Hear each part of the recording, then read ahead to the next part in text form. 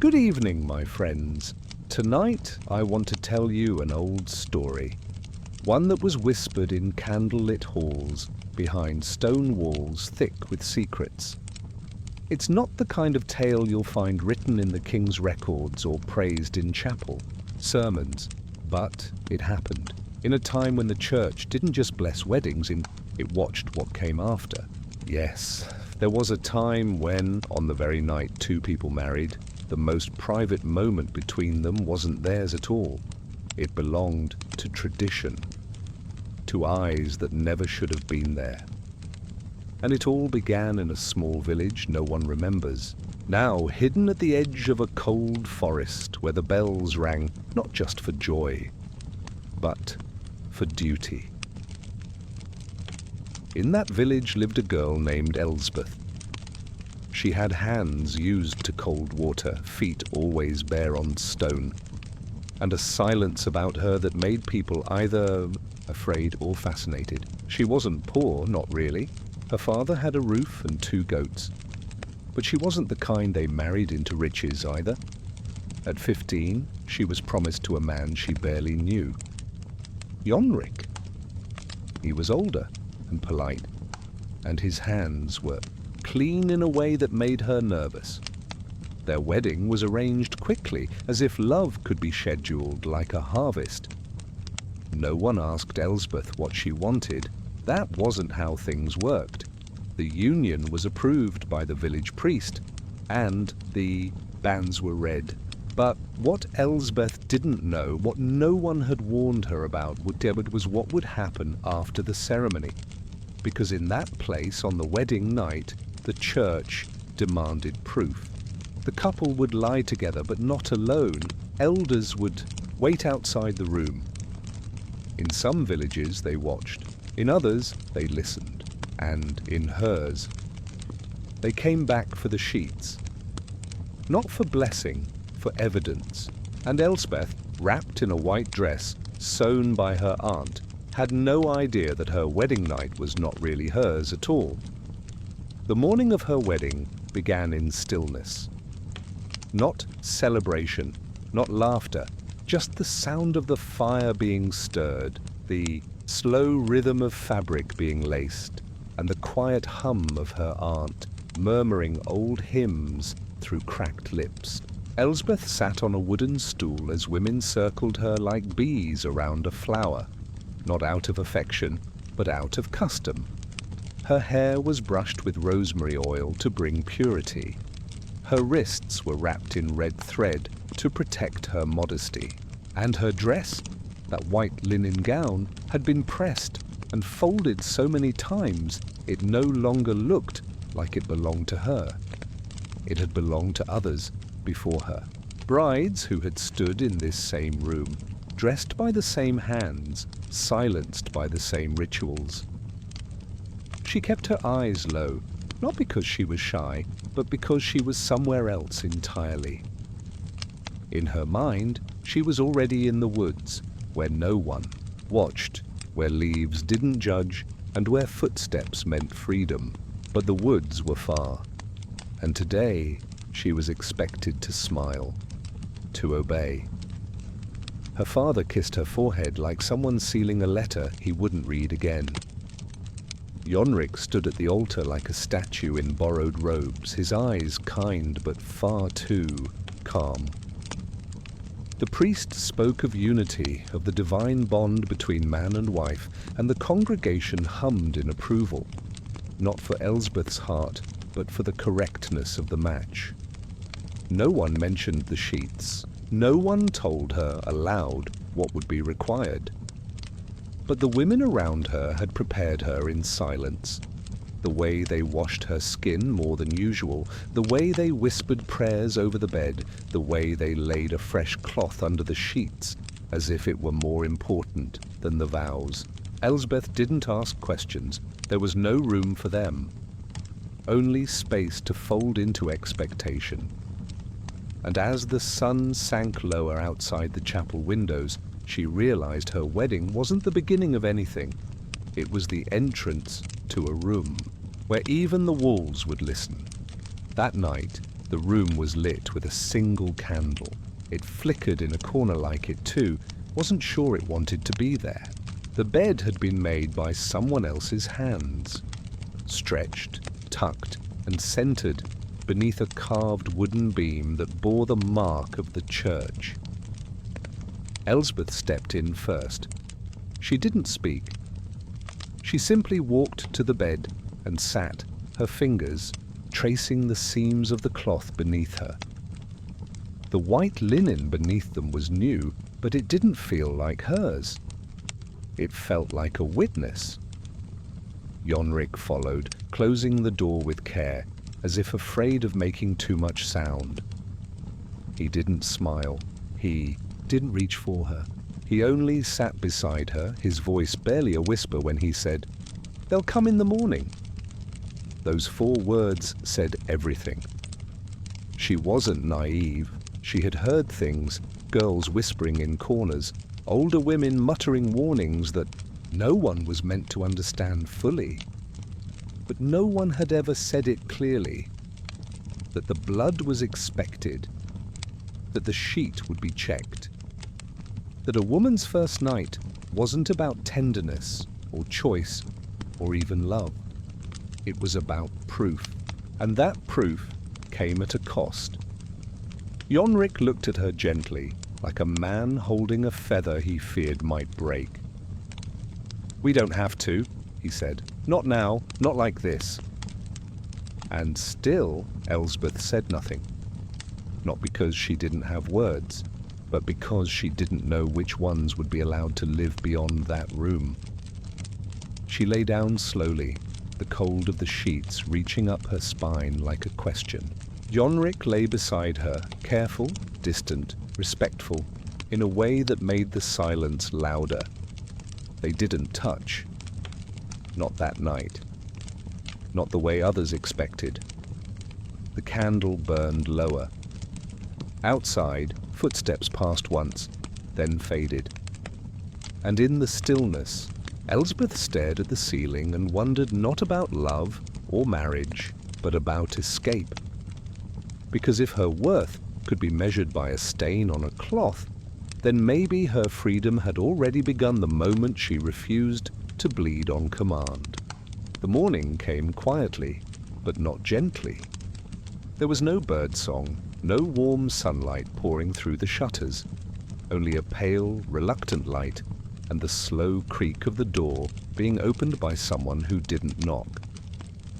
Elsbeth was already sitting, up, her hands folded in her lap, her hair loose from the braid that had held it through the night. Jonrik stood near the window, his back straight, as if preparing for inspection. Neither of them had slept. The bed between them was untouched in the way that only spoke to absence. No wrinkled linen, no tangled limbs, no story to tell. But that wasn't what they came to see. They came for the sheet. 2 women entered, their eyes sharp, but their expressions blank. One held a woven basket. The other moved directly to the bed, her fingers brushing the fabric as if reading it for hidden letters. They didn't greet Elsbeth, they didn't speak to Jonrik. They simply moved with the precision of those who had done this before. And in a way that made it worse. This wasn't a scandal, it was a routine. One of the women lifted the sheet, held it up to the light, and examined it like an old parchment, her lips pressed into a thin, unreadable line. Nothing. There was nothing to find. No stain, no mark of passage, no evidence of the night that had not unfolded. The second woman dropped the sheet into the basket without a word, then turned and left. The first lingered a moment longer, eyes flicking to Elsbeth with a look that was not cruelty, but something colder. Disappointment. As if Elsbeth had failed, an exam she didn't know she'd been taking. Then she, too, vanished beyond the door. And in that silence, finally alone again, Elsbeth let out a breath she hadn't realized she was holding. Not because she had defied them, but because They had come looking for something and left empty-handed. Elsbeth didn't speak for hours after they left. Not to Jonrik, not to her aunt, not even to herself in thought. The silence wrapped around her like a second skin. Tight, invisible, but impossible to shake off. She stayed in the room long after the morning prayers had echoed through the village, long after the fire in the hearth had turned to ash. The white gown hung over a chair like an empty ghost. The empty bed looked staged, as if denying what had not occurred. Downstairs, footsteps came and went, voices hushed but hurried. She knew what they were saying. She didn't need to hear it clearly. In a place where stories traveled faster than horses, the tale of a clean sheet told itself. Jonrik returned at midday with 2 cups of broth. He didn't look at her as he placed one near her hands. He sat across the room, quiet, not afraid but careful. "They'll say things," he said finally. "They already are." Elsbeth didn't flinch. She had no defense, no interest in creating one. She hadn't broken a rule. She had simply not fulfilled an expectation. And somehow, that was worse. In this village, and many like it, purity wasn't a private matter. It was a performance. A bride wasn't just a woman, she was a symbol. And symbols were either pure or ruined. There was no space between. She thought of the way the woman had held the sheet. Not with anger, not even with judgment, but with cold efficiency. Like a ritual she had grown bored of, but was still required to perform. Elsbeth wondered if the woman had once stood where she stood now, if long ago she had once bled or not bled, and had paid for either. It was a strange kind of curse, the idea that proof was more important than peace, that pain, shown visibly, validated worth. And here, Elsbeth sat unbruised, untouched, and entirely at risk of being cast aside, not for what she did, but for what she refused to be made into. That evening, Elsbeth stood by the window as the sun dipped behind the hills, casting long orange shadows over the path that led toward the chapel. She watched the villagers walk home in pairs or small groups, their cloaks pulled close, their heads leaning toward one another in quiet conversation. None of them looked up at her window, but she felt them thinking of her all the same. Whispers didn't need direction. They lived in the air, in glances, in pauses between greetings. Elsbeth had become a story now, and not one she had chosen to tell. She wasn't angry, not yet, but she was aware of the shift, of the distance, of how quickly people could make you into something you were not, simply because they needed to. Jonrik hadn't returned that evening. She didn't know if he'd left out of shame, confusion, or simple discomfort. A part of her hoped he had gone to speak in her defense, though she knew that defense itself was a kind of trap. To defend her was to confirm there had been something worth doubting. The irony was cruel. In trying to preserve her dignity, she was made to appear as if she had something to hide. In truth, she had done nothing but breathe, sit beside a man, and refuse to bleed on schedule. And for that, her place in the village had shifted, like a loose stone in the path. She thought again about the woods, about the way light moved between branches, free from law or scripture, about the silence that didn't judge. As the sky darkened, she lit a small candle and placed it near the windowsill, not as a beacon for Jonrik, but as a signal to herself. She was still here, still whole, still untamed. In a place that measured women by marks and linen, her quiet presence was a rebellion. She didn't know yet what would come of it, but she knew now that her body would not be a stage, and her silence, thick deliberate and alive, would not be mistaken for shame again. The days that followed were quiet, but not calm. Elsbeth moved through them like a shadow, present but no longer included. The village that once smiled at her now blinked past her, as if uncertain whether she still fit into their picture of how a woman should be. At the market, she reached for apples and heard the stall keeper speak softer, handing her the fruit without eye contact. At the well, the other women spoke only after she walked away. They weren't cruel, not openly, but silence could be sharpened, and Elsbeth felt each unspoken word like a thorn under her skin. The sheet had spoken louder than she ever could, and its story, though false, had become law. Even her own family had grown quieter. Her aunt, once chatty in the mornings, now moved about with short instructions and eyes that never lingered. Her father worked longer hours in the field. No one confronted her.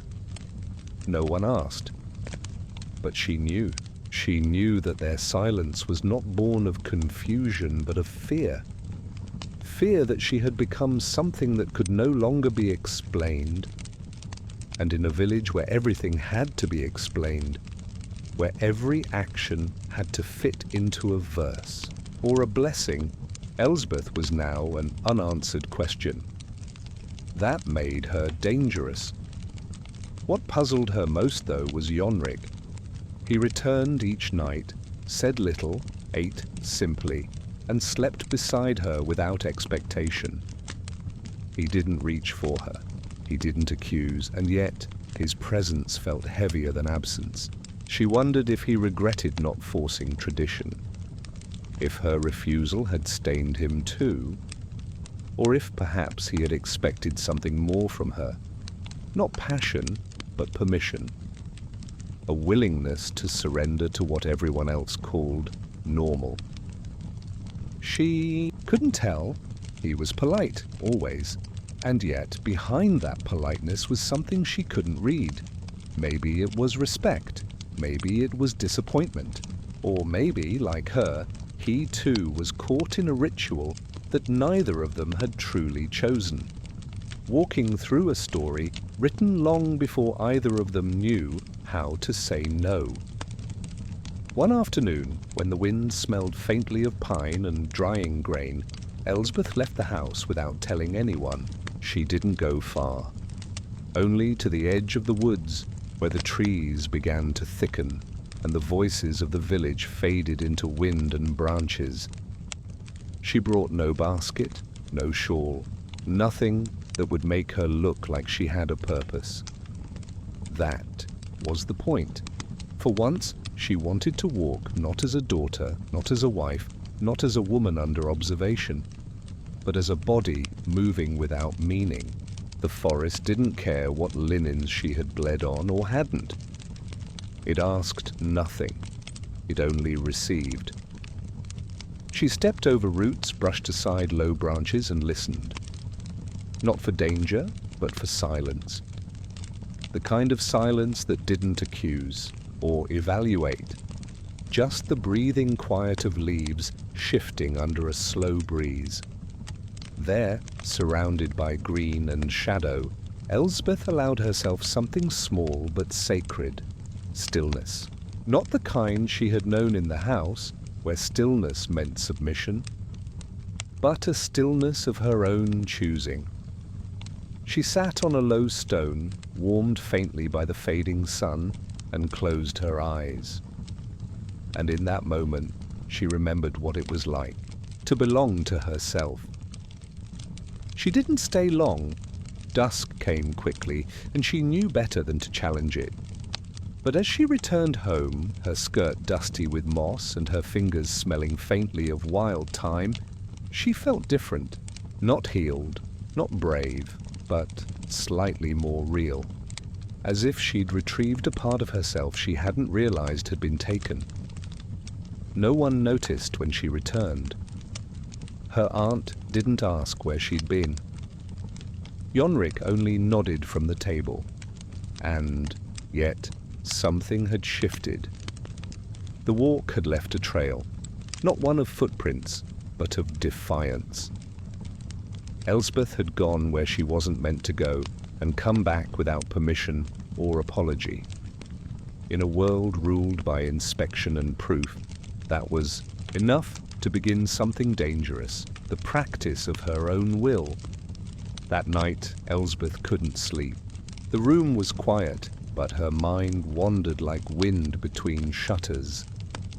She stared at the ceiling beams, traced their darkened lines with her eyes, and listened to Jonrik's steady breathing beside her. He had said nothing about her absence, not with words, not with looks. It was as if the village's silence had trained them both to live without asking. Yet she couldn't shake the sense that something between them had begun to soften, not into love, but into awareness, an understanding that neither of them had chosen the script they were forced to read from. And in that shared quiet, something, fragile and unspoken, had started to grow. She sat up slowly, careful not to wake him, and moved toward the window. The village lay still under moonlight, roofs glinting like quiet thoughts.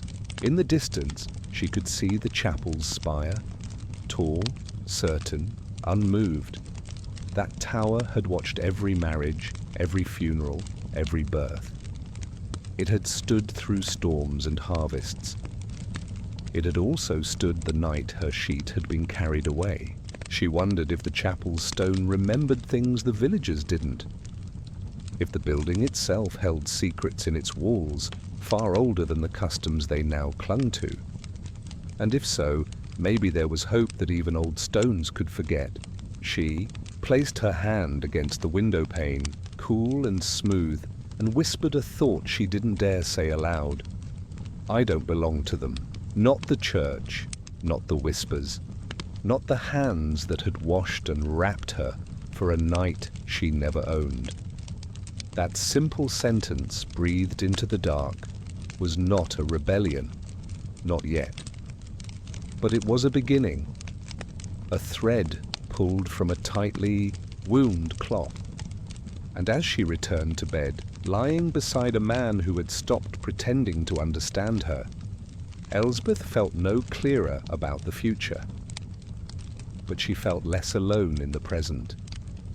And in a world where a clean sheet could become a curse, that was already a form of freedom. The knock came at midday, not soft, not polite. Just 3 sharp raps against the door, quick and official.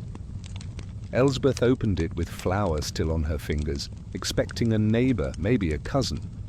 But instead there stood one of the elder women from the church. Her name was Brana. Everyone knew her by the scarves she wore, thick and layered like armor, and the way she never smiled unless someone was crying. We're looking for steady hands, she said without greeting. The parish needs help. Elsbeth blinked, unsure if she was being summoned or tested. Brana glanced at her apron, then at her face. You'll come tomorrow. You'll learn how it's done. No explanation, no invitation, just a direction spoken like law. Elsbeth nodded before she could think. After Brana left, she stood in the doorway a long while, the cold from outside still clinging to the frame. She wasn't sure what she had agreed to, only that when the church called, you didn't ask why. Her aunt said little when she heard, only that it was an honor, followed by a warning not to disappoint. That night, Elsbeth couldn't eat. Something about Brana's visit had curled in her stomach like spoiled milk. It wasn't fear. It was something older than that. Dread without a name. The next day, she walked to the chapel alone, her boots crunching against old frost. Brana met her at the back entrance and handed her a linen satchel.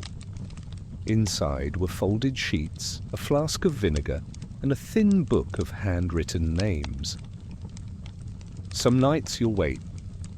Some nights you'll clean.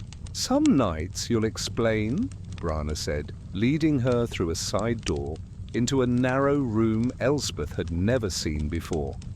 The air smelled like wax and damp stone. Every bride is different, but every night must be the same. Elsbeth looked at the sheets in her hands and suddenly realized she hadn't been called to serve. She had been drafted into watching others the way they once watched her, and this time they expected her to say nothing. The days that followed were unlike anything Elsbeth had ever known.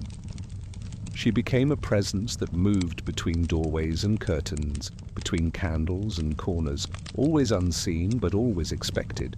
The women she joined, Brana, Jelka, and two others who spoke only in murmurs, taught her not with words, but with glances and gestures. Where to stand, when to listen, how to fold the linen in a way that would show everything without saying anything. The sheets were always white, always pressed, and always waiting to be read like scripture. Each one returned carried a message of pain or of nothing at all. Elsbeth learned to read them too, not the stains, but the silence wrapped around them. Some nights they waited outside doors while muffled sounds drifted out like fog. Other times they found nothing, no sound, no sign, just the cold hush of duty done or undone. The brides never looked them in the eye afterward. The grooms rarely spoke, and Elsbeth, standing among the watchers, felt her own body pulled between memory and judgment. She remembered her own wedding night, the way her hands had clenched, the way her voice had failed her. And now she saw it all from the other side, how ritual wore the face of care, while demanding something far more brutal, agreement without understanding. Brana once said, "The cloth tells the truth," but Elsbeth wasn't so sure. What truth lived in a stain? What justice was there in a smudge or its absence? She watched brides who trembled, who bled, who smiled too widely, who whispered prayers that no one heard. And she began to understand this was not about purity. It was about control dressed in ceremony. A woman's first night wasn't for her. It was for the village, for their comfort, for their story. And now Elsbeth held that story in her hands, folded neatly between cotton and silence. Each time she carried a sheet, she felt as if she were lifting a mirror. And in it, she didn't see the bride. She saw herself, the girl they'd tried to shape, now walking among them unbroken. One night, just before the first frost of winter, Elsbeth was sent alone to retrieve a sheet from the house of a newlywed girl named Mirella. She had seen Mirella once before, a small, quiet thing with a laugh that always came too quickly, as if trying to fill silences before others did. The home was modest, tucked near the edge of the village where the wind moved faster and doors swelled from damp. When Elsbeth knocked, it was Mirella herself who opened. Her eyes were red, not from tears, but from holding them back. Without a word, she handed Elsbeth a bundle of white cloth, folded tightly, as if to hide something inside. Their eyes met for a breath. Then Mirella shut the door. Elsbeth didn't open the bundle until she was alone in the church storeroom. Her hands moved carefully, unfolding one layer at a time, and then she stopped. There was blood. Faint, but there. Yet something felt wrong. Too precise. Too placed. Elsbeth leaned closer. The shape wasn't natural. It curved like a mark drawn, not made. And tucked within the folds, nearly invisible, was a pinprick in the corner. A thorn, sharp and red. Her chest tightened. Mirella had bled, yes, but not from what they expected, not from what they demanded. She had chosen to give them the proof they wanted, even if she had to make it herself. Elsbeth sat down slowly, the cloth in her lap, the candle beside her flickering with a wind that hadn't come from outside. She stared at the stain, at the lie, at the mercy disguised as deception. And something inside her shifted. This wasn't defiance, it was survival. It was a girl finding the smallest space left to her and filling it with her own decision. Elsbeth didn't report the thorn. She didn't tell Brana. She folded the sheet again, perfectly, precisely, and placed it where it belonged. And in that small act of protection, she discovered a truth the church never preached, that sometimes dignity is not given. It is taken back, one quiet choice at a time. The air had turned colder by the end of the week, the kind of cold that crept into bones and made old doors whimper in their hinges. Elsbeth continued her duties, folding, watching, collecting. But something inside her had begun to thaw, in defiance of the season. She had started to notice the other women differently. Not just Brana, with her iron posture and well-trained cruelty, but the others, the quiet ones who said little and listened even less. Jelka, for instance, always wore gloves, even indoors. Another More hummed under her breath when she worked, like she was filling the air with something that didn't belong to the church. They all moved with the precision expected of them, but Elsbeth could feel it now. Under their silence lived stories no one had asked to hear.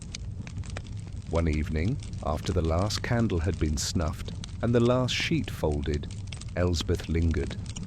She stayed near the hearth, pretending to rearrange the supplies. Jelka passed behind her and paused. "You're slower these days," she said, her voice low, but not unkind. Elsbeth didn't respond. Instead, she turned and looked directly at her, not with accusation, but with curiosity. "Did you bleed?" Elsbeth asked. The words came out more gently than she expected. Not a challenge, but a question meant only for women. Jelka didn't answer right away. She stepped closer, reached for a basket, and replied without looking. Not where they could see. The answer wasn't shocking, but it was enough to make Elsbeth exhale something she hadn't known she was holding. A tension, a loneliness, a wondering whether she had always been alone in her refusal. And now, here it was, quiet, firm, not a confession, but a tether, a line connecting two women across a sea of rules and linen. Elsbeth smiled faintly and Jelka returned it, just for a second and just enough. That night, for the first time, Elsbeth didn't feel like a watcher. She felt like a link in a chain older than doctrine, a silent rebellion stitched with white thread moving just beneath the surface. After that night, the work changed, not in its form, but in its feeling. Elsbeth began to read the women around her with a new kind of sight. Their silences were no longer voids, but carefully stitched boundaries. Their movements were not submission, but protection. She noticed how Moore lingered at certain thresholds, longer than necessary, her hand brushing the doorframe as if saying goodbye to someone who never spoke. How Jelka always arranged the folded sheets in an order no one had taught her, not by date, but by something else. Perhaps by severity, or by mercy. And Brana, even Brana, who once seemed like a servant of cold law, had moments of softness, in her pauses, as if haunted by something she could never allow herself to say aloud. Elsbeth stopped asking questions out loud. Instead, she watched more closely. She began to mirror the others, in quiet nods, in how long to hold eye contact, when to speak, and when to simply breathe and let the linen speak in her place. It wasn't obedience, it was survival. And through it, she discovered something unexpected. Not every woman who carried the rules believed in them. Some carried them like a chain they couldn't cut, but could still choose how tightly to hold. And in the cracks of ritual, something human had begun to bloom. She also noticed that when sheets came back unstained, there was no outrage, only record-keeping. Brana would nod once, mark a line in the little leather book, and move on. No punishment, no questions. The silence around those entries was thicker. And in that quiet, Elsbeth started to suspect that the church didn't seek truth. It sought peace through illusion. As long as the stories stayed consistent, the details didn't matter. The stains could be faked, the pain could be hidden, but the ritual survived. And it was that survival, not the facts, that the village had come to depend on. For the first time, Elsbeth wondered if all of this was built on illusion, what would happen if someone told the truth? One evening, as the frost thickened on the chapel windows and the village began to light its hearths early, Elsbeth found herself alone in the back room with the ledger. Brana had stepped out, and the others were busy preparing for a ceremony elsewhere. The small book sat open on the table, its pages lined with names, dates, and tiny symbols. Some had red dots, some had crosses. Others had nothing but a slash, like a wound, without explanation. Elsbeth touched the spine gently, as if afraid it might burn her. This was the archive of women's nights, not in their words, but in the marks of others. Strangers who judged, scribes who never bled. She found her own name. There it was, Elsbeth of Mare Hollow. Married to Yonric of Mare Hollow. One line beside her name, clean, horizontal, unadorned. No dot, no stain, no explanation, just absence. She stared at it for a long time. Not because she didn't expect it, but because seeing it on the page felt different than remembering it in her body. The ledger made it look like a sentence that had never been finished, like someone had started a story and stopped when it no longer made sense. And in a way that was true. Her wedding night had not ended. It had only paused. And since then, the pause had stretched into something the village didn't know how to name. She closed the book softly, as if sealing something she wasn't ready to challenge yet. But the thought lingered, sharp and clear. What if someone wrote their own version? What if, instead of waiting for blood to speak, a woman did? Not in symbols, not in whispers, but in voice. Elsbeth didn't speak that night, but the idea stayed, with her like a secret seed in her chest, warmed by the friction of all she had seen. One day, she thought, someone will say it out loud, and when they do, the stones won't crack, the sky won't fall, but the silence might finally break. Elsbeth had not thought of her mother in weeks. It wasn't forgetfulness. More like a kind of protective quiet, the way a person avoids looking at something they're not ready to feel. Her mother had died when Elsbeth was 12, taken by a fever that moved quickly and left only questions behind. The village remembered her as soft-spoken, devout, obedient, but Elsbeth remembered something else. The way her mother paused before every prayer, like she was searching for the right lie. The way she stared at the chapel ceiling during sermons, not in reverence, but in distraction. And the way she once said, while combing Elsbeth's hair by candlelight, "There are things I'll never say out loud, and you'll understand why one day. At the time, Elsbeth thought it meant nothing. Now it echoed like a drumbeat under her ribs.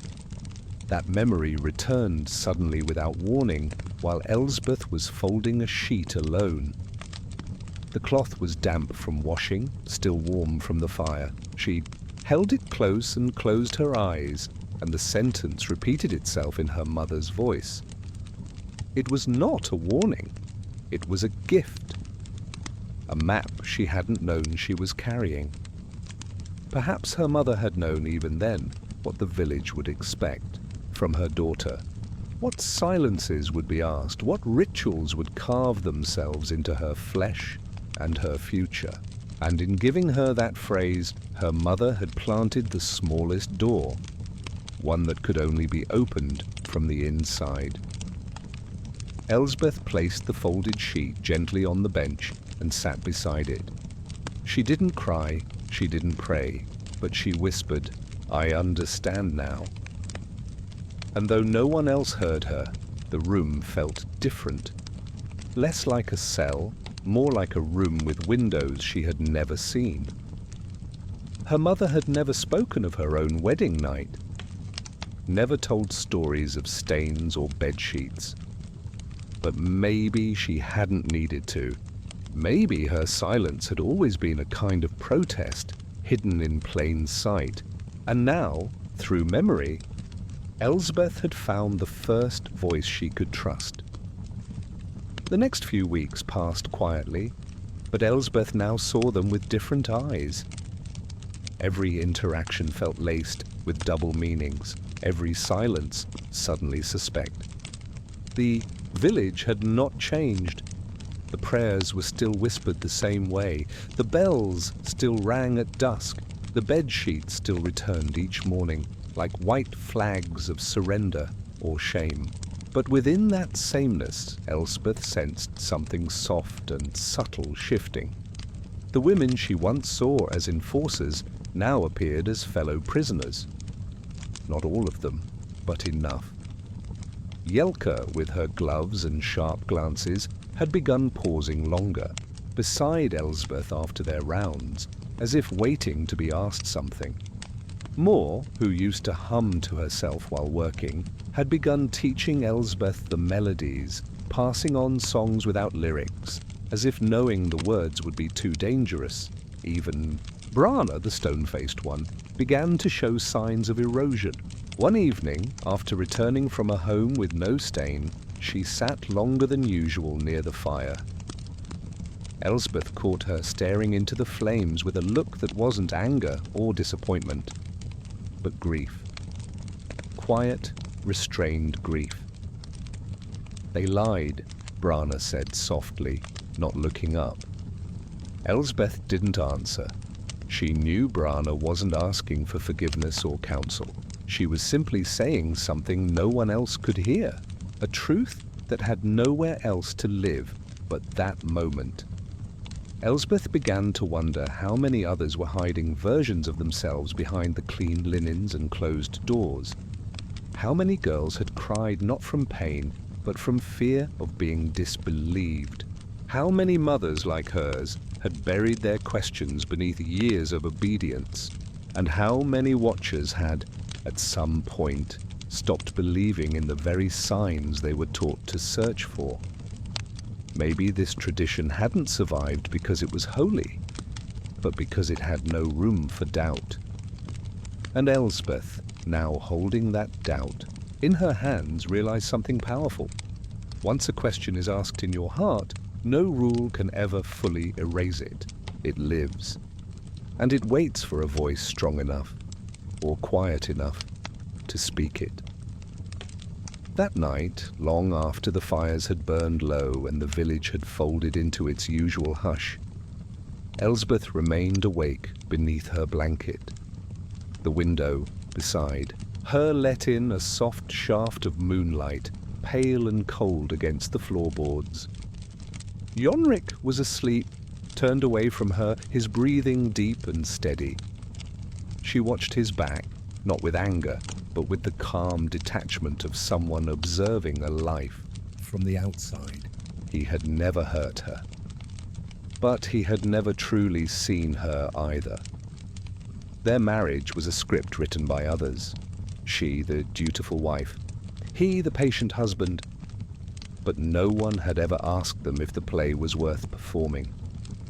And now, after all, these nights of linens and ledgers, of whispers and watching, Elsbeth found herself asking that very question. She rose quietly, feet bare against the cold floor, and walked to the window. The village slept, roofs cloaked in frost, chimneys still, the chapel tower casting its long shadow across the silent lanes. Elsbeth pressed her forehead to the glass, searching the dark for something she couldn't name. Not escape. Not even hope. Just a sign that the world beyond this place still existed. A world where women didn't have to prove their worth on cloth, where their stories were not boiled down to blood or the absence of it, where silence wasn't a virtue, but a wound slowly healing. She whispered again, the same way she had in the chapel storeroom weeks ago, only now the words were different.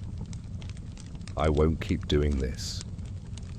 She didn't say it to Jonric, not to the church, not even to the sky.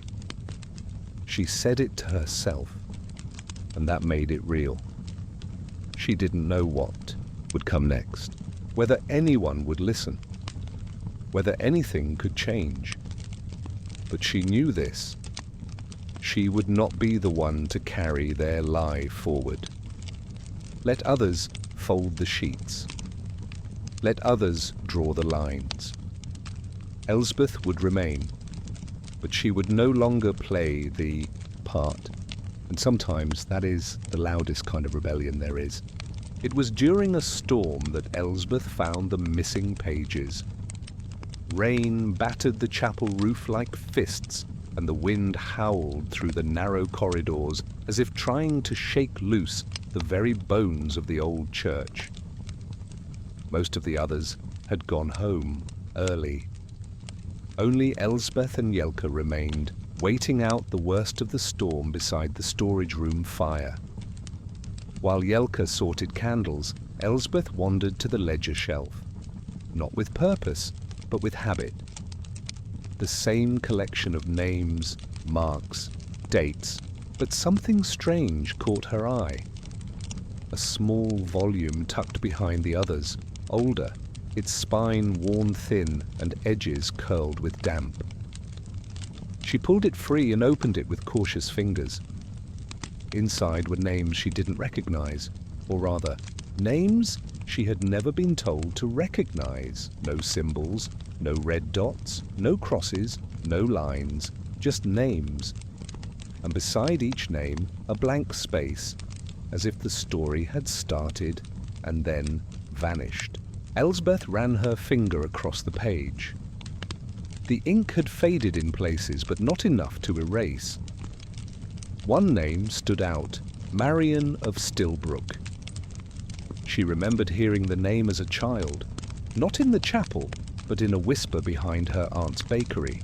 She ran, someone had said, the night before the ceremony.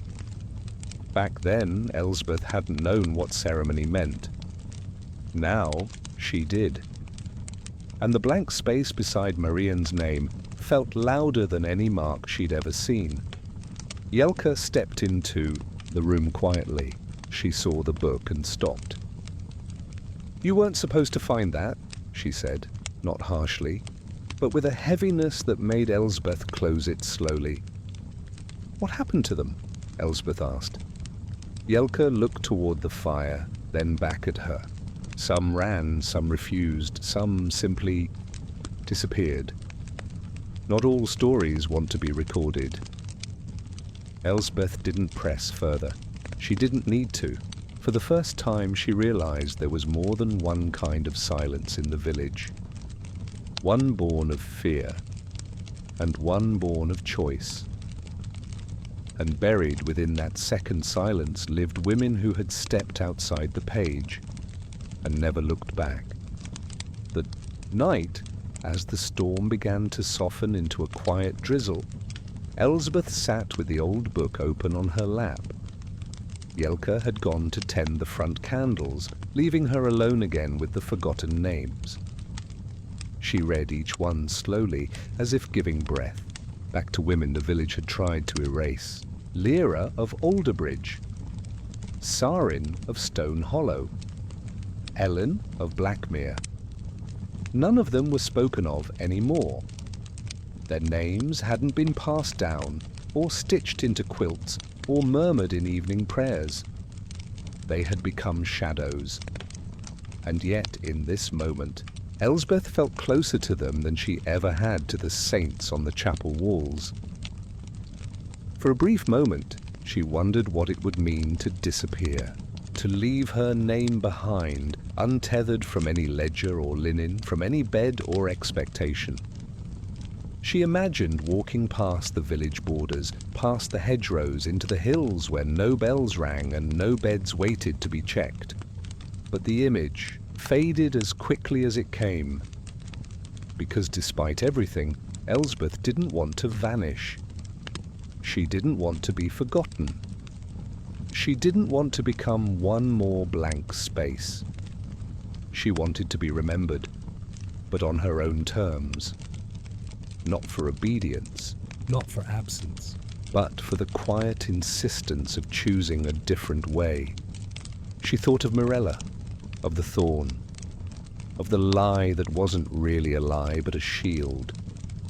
She thought of her mother's unfinished sentences, of Jelka's gloves, of Brana's firelit silence, and she realized all of them were writing something, not with ink, but with action.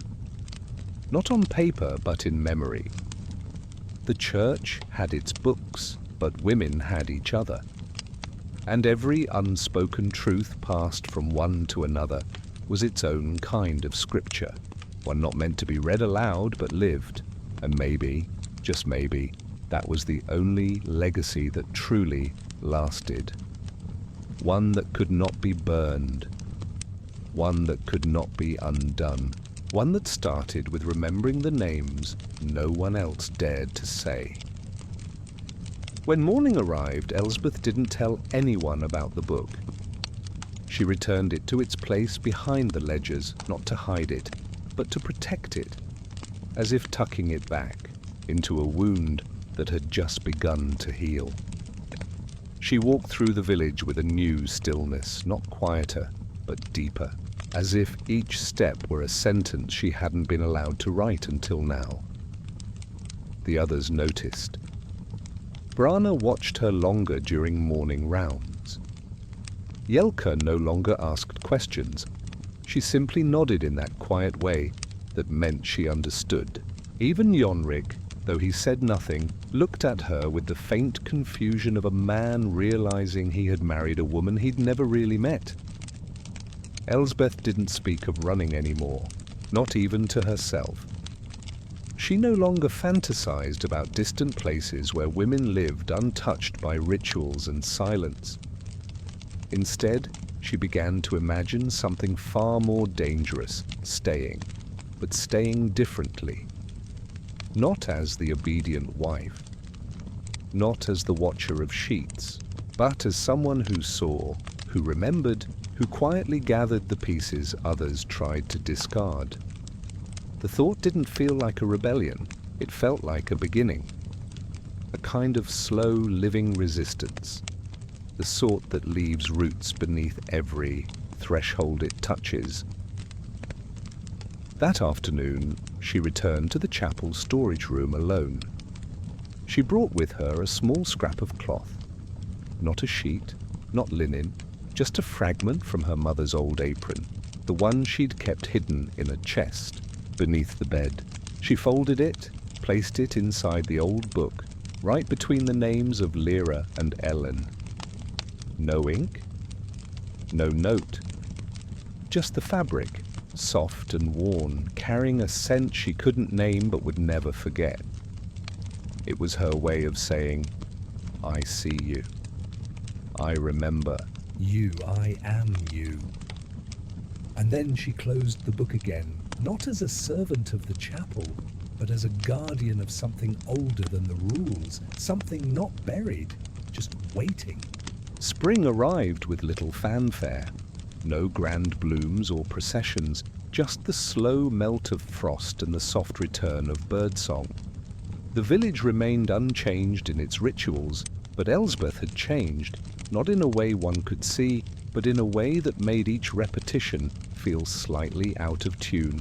She still folded the sheets, still stepped quietly through the chapel, still responded when Brana called. But beneath it all, she was doing something else, planting stories. Not with words, but with gestures. She began placing small herbs inside, the folds of the unstained linens. Lavender for the girls she sensed were afraid, rosemary for the ones who returned with dry eyes but clenched hands. Nothing that could be reported, nothing that broke the rules. But something more. Jelka noticed first. She didn't say anything, just picked up a sheet one morning, held it to her face longer than usual, and looked at Elsbeth without smiling. Just a slow blink, approval in silence. After that, more followed, humming not her usual melody, but one Elsbeth had hummed days earlier. These weren't revolutions, they were signals, and that was enough. Elsbeth no longer hoped to change the village, but she had begun to hope for something else entirely. Memory. That, perhaps, long after she was gone, someone would unfold a sheet and find a sprig of thyme, and wonder who had placed it there, and why. The church said nothing. As long as the rituals continued, the small gestures went unnoticed. But Elsbeth began to suspect that Brana saw more than she let on. One evening, as they cleaned the chapel floor together, Brana said, almost absently, "The ones who truly rebel don't shout, they endure." Elsbeth didn't answer. She simply continued scrubbing, heart steady. For in that quiet, shared labor, something passed between them. Not an alliance, but an understanding. A soft acknowledgement that they were both keepers of contradictions. And sometimes that was all two women needed to begin writing the unwritten together. Weeks passed. The scent of crushed herbs began to linger faintly in the storage room, like a perfume only the attentive could notice. Some of the younger girls, newlywed and terrified, would pause after receiving their assigned linens, their fingers brushing, the leaves tucked inside. They never spoke of it. But their faces changed. A breath held longer. A look exchanged with Elsbeth that said, "I understand." The church matrons never asked. Perhaps they knew and chose to ignore it. Perhaps they didn't see it all. But slowly, a new kind of pattern began to form. One not of rules, but of remembrance. Elsbeth never explained herself. She didn't need to. The story was in the texture of the folded cloth, the hidden sprig, the way her hands lingered for a moment longer when passing the linen to another woman. It became a quiet chain, each link formed not by resistance, but by recognition. She didn't ask them to speak. She didn't ask them to believe. She only gave them something small and let them decide what it meant. For some, it was comfort. For others, it was warning. And for a few, it was courage enough to begin asking questions they'd never dared form aloud. Jonric continued living beside her, unaware or unwilling to see the shift. Their life remained uneventful, polite, distant. Elsbeth no longer waited for him to notice. She had learned that some silences were not doors, but walls, and trying to open them only bloodied your hands. But that no longer broke her, because now she had found another way to speak. A language without vowels, carried in gesture, rooted in scent, remembered in skin. And when she walked through the village now, she did not walk alone. Even when no one stood beside her, she walked with all the women who had folded linens before her, and all those who would fold them after, wrapped in a history too quiet to echo, but too alive to vanish. Years later, Elsbeth's name would remain in the ledgers just like all the others. Elsbeth of Mare Hollow, married, no recorded blemishes, no scandal, no stains. Her story, to those who didn't know better, would appear quiet, unremarkable. But among the women, especially the younger ones who came after her, she became something else entirely. A presence felt in the hush of linen being folded, in the unexpected sprig of sage pressed between cloth, in the way some women dared to look a little longer into each other's eyes. Her legacy wasn't recorded in ink. It lived in the margins, in the things that were never written, but always remembered. Some evenings, when the chapel was empty and the wind had settled, one might find a girl sitting beside the old shelf where the forgotten book was once kept. She wouldn't know exactly why she was drawn to that corner, but she would feel something, as if the air there held a story that had waited a long time to be heard. And if she listened carefully enough, she might imagine the echo of a woman's voice, not loud, not broken, but steady. Not telling her what to do, just letting her know she wasn't alone. Elsbeth never left the village. She never tore down the chapel or burned the ledgers, but she had done something greater. She stayed and rewrote the silence from within. And because of that, every time a woman placed a sheet on a bed without fear, or held her breath without shame, or looked into the mirror and did not flinch, a small piece of Elsbeth remained. Not in stone, not in sermon, but in warmth, in touch, in the smallest rebellions that no one notices, and that is except the ones who need them most. And that perhaps is how the truest stories survive, not through the ones who shouted, but through the ones who folded something gentle into the world and walked away without needing to be seen.